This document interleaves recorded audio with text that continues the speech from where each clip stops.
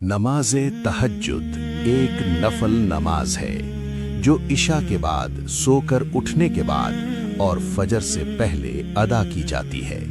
یہ نماز فرض نہیں مگر اس کا مقام فرضوں سے کم نہیں۔ قرآن میں اللہ تعالیٰ فرماتے ہیں اور رات کے کچھ حصے میں تہجد پڑھا کرو، یہ تمہارے لیے زائد عبادت ہے، قریب ہے کہ تمہارا رب تمہیں مقام محمود عطا فرمائے۔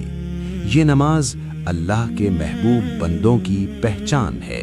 تہجد کا وقت عشاء کے بعد شروع ہوتا ہے اور فجر سے پہلے ختم ہو جاتا ہے، لیکن سب سے افضل وقت رات کا آخری تہائی حصہ ہے، جب لوگ گہری نیند میں ہوتے ہیں، آوازیں خاموش ہو جاتی ہیں، دنیا رک سی جاتی ہے۔ اسی وقت اللہ آسمان دنیا پر نزول فرماتا ہے اور فرماتا ہے کوئی مانگنے والا کہ میں اسے عطا کروں، ہے کوئی معافی مانگنے والا کہ میں اسے بخش دوں۔ تہجد کے لیے سونا شرط ہے۔ اگر کوئی شخص عشاء کے بعد سو جائے پھر اٹھ کر نماز پڑھے تو وہ تہجد ہے۔ اگر کوئی نہ سوئے اور پوری رات جاگ کر عبادت کرے تو وہ قیام اللیل ہے۔ دونوں عظیم عبادتیں ہیں، لیکن تہجد کا درجہ خاص ہے۔ تہجد کی کم از کم 2 رکعت، زیادہ سے زیادہ کوئی حد نہیں۔ نبی کریم صلی اللہ علیہ وسلم اکثر 8 رکعت تہجد پھر 3 رکعت وتر پڑھتے تھے۔ اہم بات، دل کی حاضری، آہستہ قرات، سجدے میں لمبی دعا، نیت دل میں کریں، وضو کریں، قبلہ رخ کھڑے ہوں، اللہ اکبر کہہ کر نماز شروع کریں۔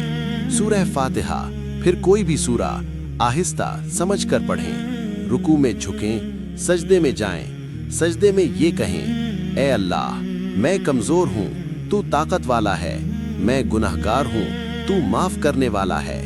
تہجد کی دعا الفاظ کی محتاج نہیں، یہ آنسوؤں کی زبان سمجھتی ہے۔ اپنی دعا میں کہیں، یا اللہ میرے گناہ معاف فرما، میرے دل کو صاف فرما، میرے رزق میں برکت دے، میرے والدین پر رحم فرما، میرے بچوں کو نیک بنا، یا اللہ جو میں نہ مانگ سکا وہ بھی عطا فرما۔ گناہ تہجد سے محرومی کی سب سے بڑی وجہ ہے، لیکن یاد رکھیں تہجد گناہوں کو دھو دیتی ہے۔ جو شخص سچے دل سے رات کو اللہ کے سامنے جھک جائے، اللہ اس کے گناہوں کو خاک میں ملا دیتا ہے۔ تہجد کے روحانی فوائد: دل کو سکون، چہرے پر نور، دعا کی قبولیت، رزق میں اضافہ، اللہ کی محبت۔ تہجد بندے کو عام انسان سے اللہ کا خاص بندہ بنا دیتی ہے۔ نبی کریم صلی اللہ علیہ وسلم کے پاؤں سوج جاتے تھے۔ حضرت عائشہ رضی اللہ عنہا نے پوچھا، یا رسول اللہ آپ تو معصوم ہیں۔ آپ صلی اللہ علیہ وسلم نے فرمایا، کیا میں شکر گزار بندہ نہ بنوں؟ حضرت عمر، حضرت علی، حضرت حسن رضی اللہ عنہما راتوں کو روتے، دن میں عدل کرتے۔ ان کی طاقت کا راز تہجد تھی۔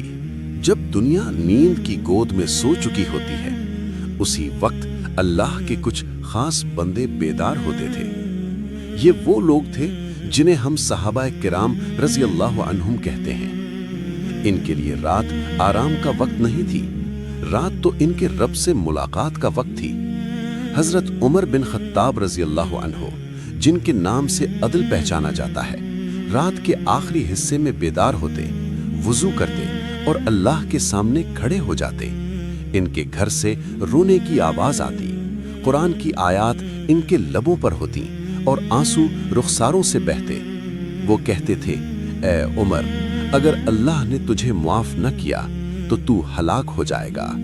حضرت علی بن ابی طالب رضی اللہ عنہ جب تہجد کے لیے کھڑے ہوتے تو ان کا رنگ بدل جاتا، جسم لرزنے لگتا۔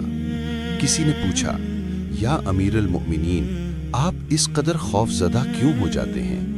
فرمایا، اللہ کے سامنے کھڑے ہونے کا وقت آ گیا ہے اور مجھے اپنے اعمال یاد آ جاتے ہیں۔